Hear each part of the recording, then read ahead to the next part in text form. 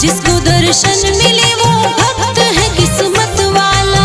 दिल का भोला है बड़ा शूरवीर बलवाला, जिसको दर्शन मिले वो भक्त है किस्मत वाला, जिसको दर्शन मिले